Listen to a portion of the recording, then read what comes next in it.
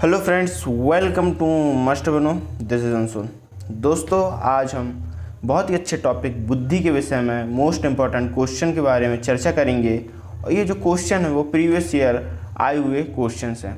तो दोस्तों, वीडियो को शेयर कीजिएगा, लाइक कीजिएगा और चैनल को सब्सक्राइब जरूर कीजिएगा और नोटिफिकेशन बेल को दबा लीजिएगा, क्योंकि ऐसे ही इम्पोर्टेंट वीडियो अब लगातार आती ही रहेंगी और आपको ये हेल्पफुल करेंगी, ताकि आप लोग को जो कोई भी शिक्षक एग्ज़ाम होगा उसमें बहुत हेल्पफुल रहेगी ये वीडियो। ठीक है दोस्तों, तो चलिए आगे बढ़ते हैं। तो आज का जो टॉपिक है मैंने आपको पहले ही बता चुका है, बुद्धि से रिलेटेड, इंटेलिजेंस से रिलेटेड हम PYQ करेंगे। ठीक है, प्रीवियस ईयर क्वेश्चन जो बहुत इंपॉर्टेंट है, किसी न किसी टीचिंग एग्ज़ाम में आए हुए क्वेश्चंस हैं और मोस्ट इंपॉर्टेंट क्वेश्चंस हैं।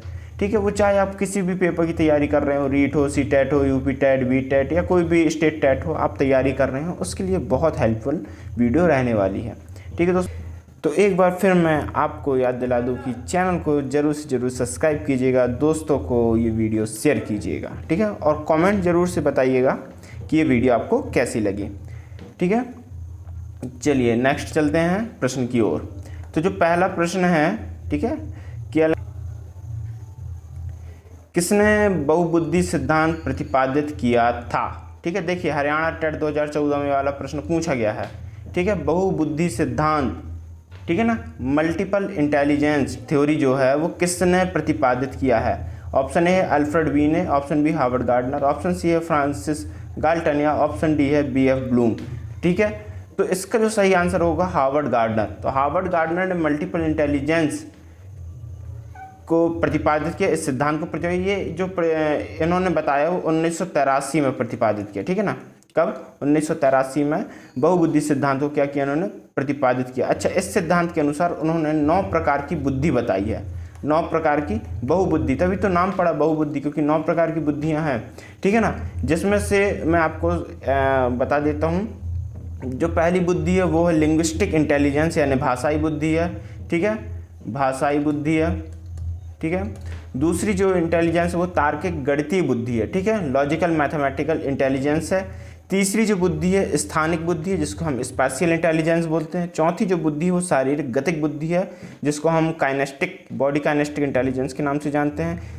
जो पांचवी बुद्धि है वो है संगीतिक बुद्धि, जिसको हम म्यूजिकल इंटेलिजेंस के नाम से जानते हैं। छठवां जो है इंट्रापर्सनल इंटेलिजेंस है, जिसको हम व्यक्तिगत आत्म बुद्धि के नाम से जानते हैं। और सातवीं जो बुद्धि है वो है व्यक्तिगत अन्य बुद्धि, ठीक है ना, जिसको हम इंटरपर्सनल इंटेलिजेंस के नाम से जानते हैं। आठवीं जो बुद्धि है वो है नेचुरलिस्टिक इंटेलिजेंस, ठीक है, प्रकृतिवादी बुद्धि। और नौवीं जो है अस्तित्ववादी, जिसको हम बोलते हैं एक्सिस्टेंशियलिस्टिक इंटेलिजेंस। ठीक है, तो आई होप सो कि आपको अच्छे से समझ में आया होगा। ठीक है, अभी अपन PYQ सीरीज कर रहे हैं, इसलिए मैं आपको शॉर्ट में रिवाइज कराते जा रहा हूँ कि किसने क्या बोला और कैसा कैसा बोला। ठीक है ना, तो चलिए नेक्स्ट क्वेश्चन। तो बहुबुद्धि सिद्धांत किसने दिया? हार्वर्ड गार्डनर ने दिया। ठीक है, चलिए नेक्स्ट क्वेश्चन की ओर चलते हैं। जो नेक्स्ट क्वेश्चन है वो है बाल अंतर्बोध, ठीक है, परीक्षण का निर्माण किसने किया? इसको हम बोलते हैं चाइल्ड एप्रेसेप्शन टेस्ट।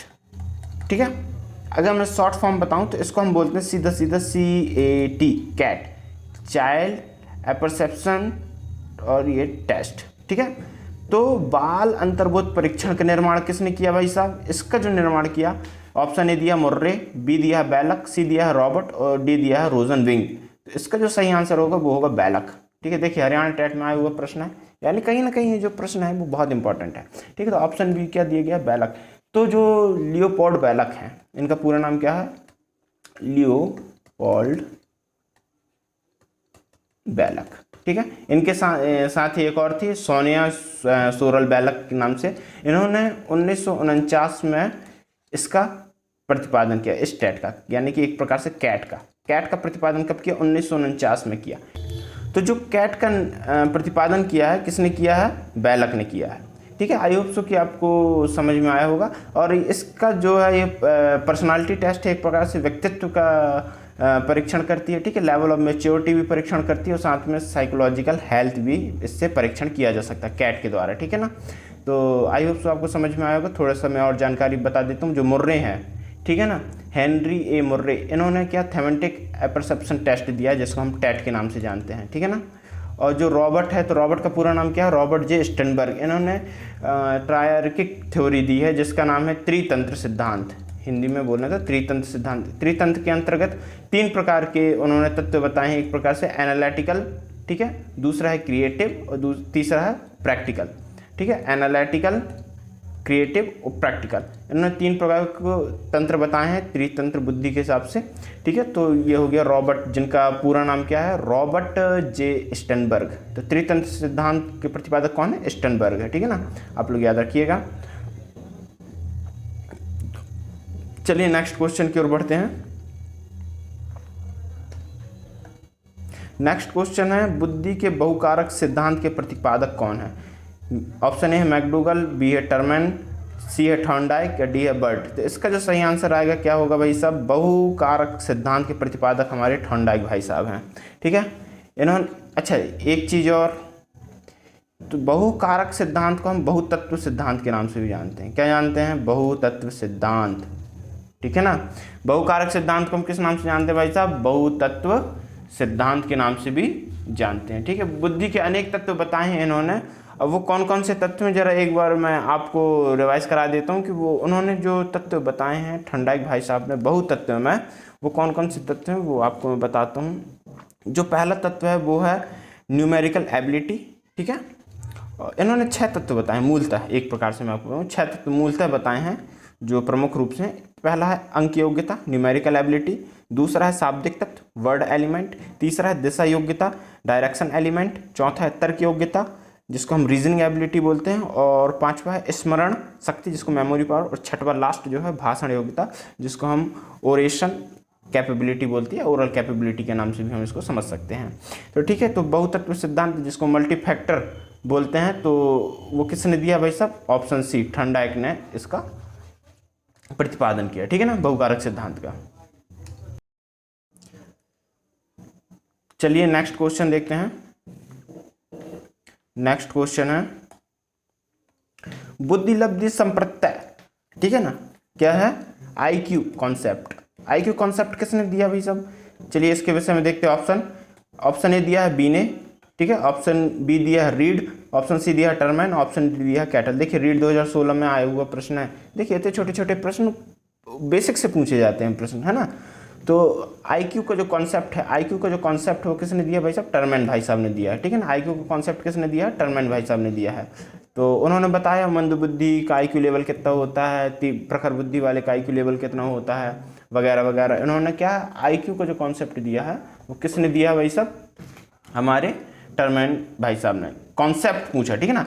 अगर यहाँ पे आईक्यू की अवधारणा आ जाए, क्या जाए भाई साहब, अवधारणा, ठीक है। तो आईक्यू की अवधारणा किसने दिया है, सर्वप्रथम बी ने दिया है।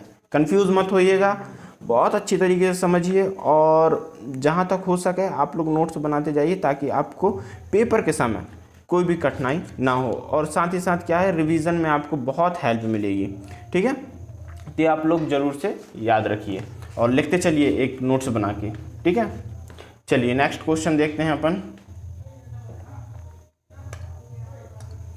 नेक्स्ट क्वेश्चन है सामान्य तथा विशिष्ट कारक सिद्धांत के प्रतिपादक। बहुत इतना अच्छा क्वेश्चन है, यानी घुमा के क्वेश्चन जो दिया गया है ना, घुमा के तो नहीं, हालांकि कई पुस्तकों में लिखा भी है सामान्य तथा विशिष्ट कारक सिद्धांत के प्रतिपादक। तो देखिए यहाँ पे हम थोड़ा सा ट्रिकी यूज़ करेंगे, जैसे कि हम जानते हैं द्विकारक सिद्धांत, ठीक है। द्विकारक सिद्धांत में क्या आता है भाई साहब, एक कारक जी है और एक कारक एस है, ठीक है, जिसको हम सामान्य कारक मानते हैं, जी को जनरल, ठीक है, और एस को स्पेसिफिक यानी विशिष्ट कारक मानते हैं। तो जी और एस के जो सिद्धांत के प्रतिपादक वो कौन कहलाएंगे, द्विकारक के कौन है, स्पेयरमैन है ना। तो जो सामान्य और विशिष्ट कारक सिद्धांत के जो प्रतिपादक हैं वो कौन है भाई साहब, स्पेयरमैन है, ठीक है। अच्छा यहाँ पे एक चीज़ मैं आपको और बताना चाहूँगा, जो त्रितत्व सिद्धांत के जो प्रतिपादक वो भी कौन है, स्पेयरमैन, ठीक है। आई होप सो कि आपको समझ में आ रहा होगा। और एक कारक सिद्धांत के प्रतिपादक कौन है, बी ने भाई साहब, कौन है, बी ने भाई साहब। एक कारक सिद्धांत के प्रतिपादक कौन है भाई साहब, यूनिफैक्टर थ्योरी के प्रतिपादक कौन है, बी ने भाई साहब हैं, ठीक है। और टू फैक्टर या 3 फैक्टर, 2 फैक्टर और 3 फैक्टर थ्योरी के प्रतिपादक कौन है भाई साहब? स्पीयरमैन, ठीक है ना। अगर इसकी जगह लिखा जाए 3 फैक्टर थ्योरी, ठीक है, तो इसके सिद्धांत प्रतिपादक हमारे स्पीयरमैन ही होंगे, ठीक है ना। आई होप सो कि आपको क्लियर हुआ होगा। चलिए नेक्स्ट क्वेश्चन की ओर चलते हैं। नेक्स्ट क्वेश्चन है मानसिक आयु का प्रत्यय किसने दिया? ठीक है ना, जो MA है मेंटल एज का कॉन्सेप्ट किसने दिया? तो मेंटल एज का जो कॉन्सेप्ट दिया, ऑप्शन पढ़ते हैं, बी ने साइमन ने, ऑप्शन बी है स्टर्न ने, ऑप्शन डी है टर्मैन ने, और ऑप्शन डी है सिरिल बर्ट ने, ठीक है। तो देखिए भाई साहब, टर्मैन का तो हमको पता है, IQ कॉन्सेप्ट दिए, तो ये तो हो नहीं सकता। विलियम स्टर्न यानी विलियम स्टर्न का संबंध, तो इन्होंने IQ का फॉर्मूला दिया है। विलियम स्टर्न ने क्या दिया? IQ का फॉर्मूला। सिरिल बर्ट इसका आंसर है नहीं, तो इसका जो सही आंसर होगा वो क्या होगा? ऑप्शन ए होगा। तो जो मेंटल एज कॉन्सेप्ट दिया है वो किसने दिया है? बी ने साइमन ने दिया, ठीक है। चलिए नेक्स्ट क्वेश्चन की ओर चलते हैं, है ना। नेक्स्ट क्वेश्चन क्या दिया? हार्वर्ड गार्डनर बहुबुद्धि सिद्धांत सुझाता है। ये देखिए, अभी अपन ने शुरू में बहुबुद्धि सिद्धांत के विषय में पढ़ चुका है ना। जो पहला क्वेश्चन था वो बहुबुद्धि सिद्धांत से संबंधित था, ठीक है। मल्टीपल इंटेलिजेंस, हमने 9 प्रकार की बुद्धि उसमें चर्चा की थी, तो उसी से संबंधित क्वेश्चन है जो CTET में आए हुए क्वेश्चन। देखिए 2016 में आए हुए प्रश्न है। पढ़ते हैं प्रश्न को। हार्वर्ड गार्डनर बहुबुद्धि सिद्धांत सुझाता है कि, ऑप्शन ए दिया है, बुद्धि को लेकर बुद्धि लब्धि परीक्षा से ही निर्धारित की जा सकती है। ऐसा तो कोई नहीं है भाई साहब कि बुद्धि को हम IQ परीक्षा से ही निर्धारित कर सकते हैं, बिल्कुल गलत बात है। ऑप्शन बी देखते हैं, शिक्षक को चाहिए कि विषय वस्तु को वैकल्पिक विधियों से पढ़ाने के लिए बहुबुद्धि को एक रूपरेखा की तरह करें। देखिए इसमें बहुबुद्धि शब्द आ गया है ना, और बहुबुद्धि सिद्धांत के विषय में हम क्या चर्चा कर रहे हैं, तो कहीं ना कहीं ये इसका आंसर हो सकता है, ठीक है। चलिए देखते हैं, इसको हम थोड़ा टिक लगा लेते हैं। ऑप्शन सी देखते हैं, क्षमता भाग्य है। ओ भाई साहब, ये क्या बोल दिया? क्षमता भाग्य है। अरे भाई साहब, साइकोलॉजी में भाग्य वाला शब्द तो होना ही चाहिए। ऑप्शन डी देखते हैं, हर बच्चे को प्रत्येक विषय 8 भिन्न तरीके से पढ़ाया जाना चाहिए ताकि सभी बुद्धियाँ विकसित। भाई 8 विभिन्न तरीके से पढ़ाएंगे तो 45 मिनट के पीरियड में, है ना, क्या होगा? एक ही टॉपिक कंप्लीट हो पाएगा, ठीक है। और साल भर में पूरी टेक्स्ट बुक कंप्लीट नहीं हो पाएगी, तो इसलिए ऑप्शन डी तो होगा नहीं। तो इसका जो सही आंसर है, जो बेस्ट आंसर है, ऑप्शन बी। शिक्षक को चाहिए कि विषय वस्तु को वैकल्पिक विधियों से पढ़ाने के लिए बहुबुद्धि सिद्धांत को एक रूपरेखा की तरह क्या करें भाई साहब? ग्रहण करें, ठीक है। तो ऑप्शन बी इसका क्या होगा? सही आंसर होगा। चलिए नेक्स्ट क्वेश्चन की ओर चलते हैं। नेक्स्ट क्वेश्चन क्या है? कौन सा बुद्धि लब्धि स्तर, यानी IQ लेवल पूछ रहा है भाई, है ना। IQ लेवल पूछ रहा है कि कौन सा बुद्धि लब्धि स्तर मंद बुद्धि वाले बालकों का प्रशिक्षण योग्य बुद्धि लब्धि स्तर कहलाता है। कितना घुमा के प्रश्न दिया है, ठीक है। यूपीटेट 2017 में आया है, ठीक है। ऑप्शन देख के हमको देखिए नंबर दिए हैं, यानी हमको बताना है कि जो मंद बुद्धि वाले बच्चे हैं उनका IQ लेवल कितना होता है, बस प्रश्न ये कह रहा है सिंपल भाषा में, ठीक है। देखते हैं, ऑप्शन ए दिया है 70 से 79, ऑप्शन बी दिया 50 to 69, और ऑप्शन सी दिया 36 to 49, और ऑप्शन डी दिया है इनमें से कोई नहीं, ठीक है। तो आप मैं एक एक ऑप्शन आपको समझाता हूँ। जो ऑप्शन ए है 70 to 79, ये होता है बॉर्डर लाइन, जो माइंडेड व्यक्ति होते हैं, सीमांत, ठीक है ना, सीमांत बुद्धि वाले जो बच्चे होते हैं उनका IQ लेवल होता है ये 70 to 79, ठीक है। ऑप्शन बी की बात करें अगर हम 50 to 69, तो ये मोरॉन होते हैं। जो मोरॉन होते हैं ना, मूढ़ बुद्धि, क्या होते हैं? मूढ़ बुद्धि वाला, तो उनका IQ लेवल होता है ये, ठीक है ना। ऑप्शन सी देखें 36 to 49, ठीक है ना, क्या है? 36 to 49 ये होते हैं इम्बेसिल, यानी हीन बुद्धि वाले। क्या होते हैं भाई साहब? हीन बुद्धि वाले होते हैं ये, ठीक है, इम्बेसिल बोलते हैं इंग्लिश में। तो देखिए ऑप्शन ए नहीं है क्योंकि सीमांत बुद्धि, ऑप्शन बी नहीं है मूढ़ बुद्धि है, ऑप्शन सी नहीं है हीन बुद्धि है, तो इसका ऑप्शन क्या होगा? इसका ऑप्शन होगा ऑप्शन डी। तो मंद बुद्धि, अब भाई ऑप्शन डी तो हो गया, इनमें से कोई नहीं, तो हमको तो जानना है ना भाई कि मंद बुद्धि वाले बच्चों का IQ लेवल कितना होता है। तो मंद बुद्धि वाले बच्चों का IQ लेवल 80 to 89 होता है, ठीक है, ये याद रखिएगा। क्वेश्चन ऐसे घुमा के भी आ सकता है ना, हो सकता है ऑप्शन दे देता 80 to 89 दे देता, तब है ना, तो हमको याद रहना चाहिए। चलिए नेक्स्ट क्वेश्चन देखते हैं। देखिए यूपीटेट में आया हुआ प्रश्न ये वाला। नेक्स्ट क्वेश्चन क्या है? रेवन का प्रोग्रेसिव मैट्रिसेस परीक्षण का उदाहरण है, ठीक है भाई साहब। क्या पूछा है, रेवेन का, ठीक है, रेवेन का प्रोग्रेसिव मैट्रिसेस परीक्षण का क्या हुई सब उदाहरण है। तो भाई सब किसका उदाहरण है, ऑप्शन ए दिया गया है मौखिक बुद्धि लब्धांक, ठीक है, मौखिक आईक्यू का उदाहरण है क्या। ऑप्शन बी दिया है सांस्कृतिक मुक्त बुद्धि लब्धांक, ऑप्शन सी दिया असमूह बुद्धि लब्धांक, या ऑप्शन डी दिया है व्यक्तित्व। तो देखिए रेवेन का प्रोग्रेसिव मैट्रिसेस परीक्षण, तो ये क्या है, व्यक्तित्व तो है नहीं क्योंकि ये बुद्धि से रिलेटेड, तो ऑप्शन डी तो होगा नहीं, ठीक है भाई साहब, ऑप्शन डी नहीं होगा। और असमूह बुद्धि लब्धांक ये नहीं होगा क्योंकि सामूहिक बुद्धि लब्धांक है, तो ऑप्शन सी भी गया। लिखा है अमौखिक बुद्धि लब्धांक, तो ये भाई साहब सॉरी ये लिखा है मौखिक बुद्धि लब्धांक ऑप्शन, जबकि ये क्या है अमौखिक है, ठीक है, अमौखिक है, तो ऑप्शन ए भी नहीं होगा। जो रेवेन का प्रोग्रेसिव मैट्रिसेस परीक्षण वो क्या है, अमौखिक है, अवाचक है, अवाचक परीक्षण है, ठीक है।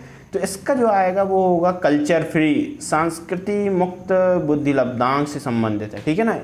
ये एक प्रकार से चित्र के द्वारा ही एक प्रकार से इसमें टेस्ट किया जाता है बुद्धि का, ठीक है।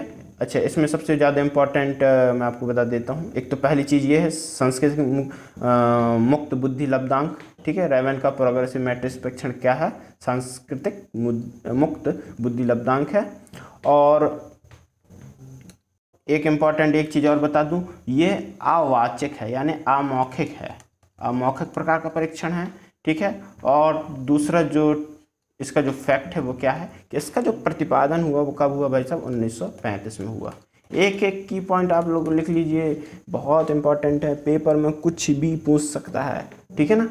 तो इसलिए मैं एक एक चीज़ पढ़ाते जा रहा हूँ ताकि आपको दिक्कत ना हो, ठीक है ना, और पेपर एग्जैक्ट क्लियर हो सके।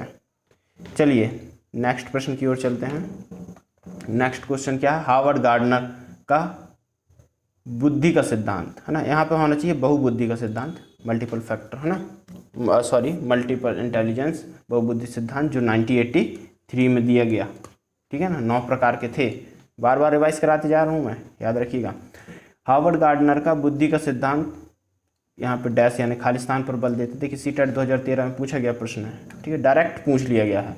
किस पर बल देता है, ऑप्शन ए सामान्य बुद्धि पर, बिल्कुल नहीं, सामान्य बुद्धि, अरे 9 प्रकार की बुद्धि सामान्य बुद्धि पर कैसे बल दे देगा भाई, है ना, तो ऑप्शन ए तो नहीं होगा। विद्यालय में आवश्यक सामान्य योग्यता, सामान्य योग्यता यानी पूरे सामान्य बुद्धि, जब ऑप्शन ए नहीं है तो ऑप्शन बी होगा ही नहीं।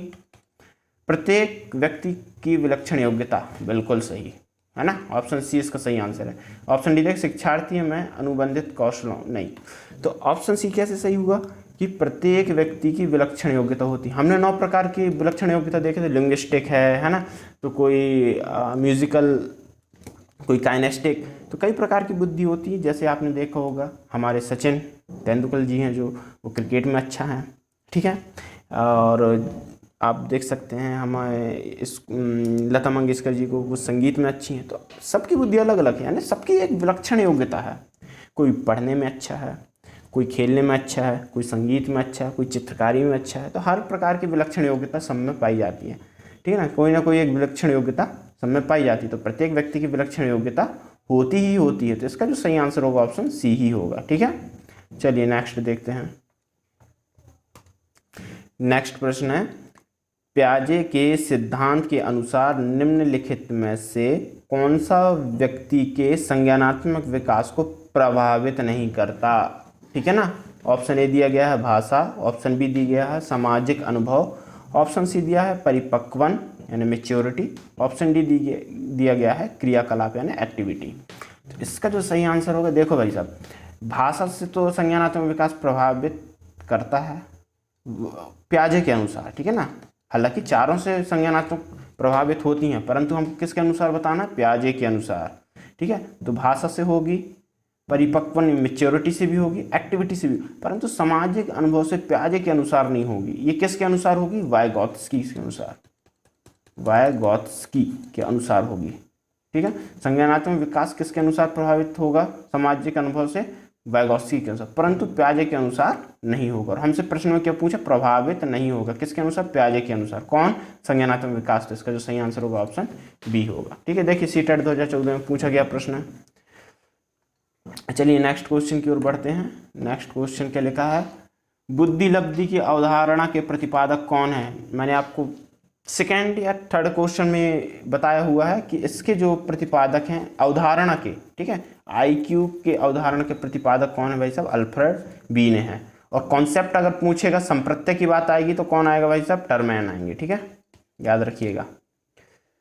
नेक्स्ट क्वेश्चन देखो, बच्चे की बुद्धि लब्धि 90 से 110 के मध्य है, वह है, क्या होगा, सामान्य बुद्धि, प्रखर बुद्धि, उत्कृष्ट बुद्धि या प्रतिभाशाली। ठीक है, चलिए एक एक से अपन जानते हैं। सामान्य बुद्धि की जो आईक्यू लेवल होती है वो क्या होगी भाई साहब, 90 से 110 होती है।